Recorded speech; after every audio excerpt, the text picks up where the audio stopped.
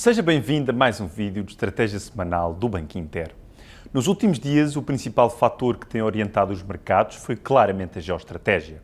O elemento central foi o conflito no Irão e, em particular, o encerramento do Estreito de Hormuz. Este acontecimento provocou uma subida muito significativa dos preços do petróleo e também do gás. Perante esta situação, os mercados começaram a recear uma possível aceleração da inflação nos próximos meses e esse cenário poderia obrigar os bancos centrais a alterar a trajetória inicialmente prevista para a política monetária e a adotar uma postura mais restritiva. Este contexto penalizou os mercados acionistas, sobretudo na Europa, mais do que nos Estados Unidos, e a razão por detrás disso é bastante simples, é que a economia europeia é claramente mais dependente de energia do que a americana.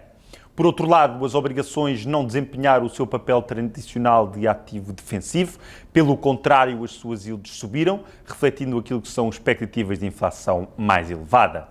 Quem voltou a afirmar claramente o seu papel como ativo de refúgio foi o dólar. Este estatuto tinha sido bastante questionado nos últimos tempos, mas neste contexto o dólar acabou por ser um dos ativos mais beneficiados. Contudo, nós discordamos da ideia de que os bancos centrais irão subir as taxas de juros perante este cenário. O que está em causa é, de facto, um choque de oferta. Endurecer a política monetária não resolve um problema causado pela escassez de energia e, para além disso, esta visão ignora que um aumento forte e persistente dos preços de energia acabaria por prejudicar seriamente o ciclo económico. Numa situação destas, subir as taxas de juro ou adotar uma política mais restritiva apenas agravaria aquilo que é o problema do crescimento económico. Também não acreditamos que os preços de energia continuem a subir de forma forte e prolongada. Trata-se de um conflito onde nenhuma das partes acaba por beneficiar desta prolongação do tempo. Na nossa opinião, no pior dos cenários, o conflito poderá estender-se durante algumas semanas, algo diferente daquilo que está a acontecer na Rússia e na Ucrânia, já que nenhuma das partes tem interesse num desfecho a longo prazo. Para a administração norte-americana, não parece estratégico aproximar-se das eleições intercalares que se realizarão em novembro, com os preços da gasolina muito elevados, um tema extremamente sensível para o consumidor americano, e, por sua vez, a economia iraniana depende fortemente das exportações do petróleo e cerca de 95% dessas exportações passam pelo Estreito de Hormuz.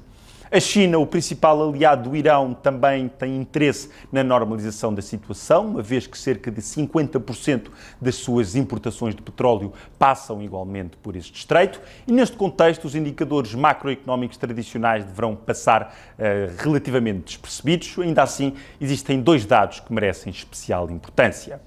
O primeiro é o IPC americano, que será divulgado na quarta-feira, e o segundo, o PCE, aquilo que é o deflator do consumo privado americano, que será publicado na sexta-feira. Espera-se que o IPC aumente ligeiramente para 2,5 desde 2,4, enquanto o PCE se mantenha em 2,9. Estes indicadores são particularmente relevantes porque, neste momento, os dados de inflação são analisados com grande atenção pelos mercados. Caso os valores surpreendam em alta, poderão intensificar-se os receios de um novo aumento da inflação. No entanto, também é verdade que qualquer sinal de negociação ou tentativa de estabilização do conflito poderá rapidamente retirar protagonismo a estes dados de preços e mesmo sem um acordo completo, bastaria que um entendimento energético que permitisse normalizar o fornecimento de energia. Por esse motivo, o cenário mais provável é que os mercados continuem a reagir principalmente às notícias provenientes do Médio Oriente. Se o cenário que consideramos mais plausível se confirmar, ou seja, um conflito que acabe por não se prolongar excessivamente no tempo, então é provável que os mercados acionistas comecem a estabilizar e a recuperar gradualmente das quedas registradas nas últimas sessões. Nesse caso, poderá tornar-se evidente aquilo que temos vindo a defender, que a correção recente poderá criar oportunidades de entrada a preços algo mais atrativos.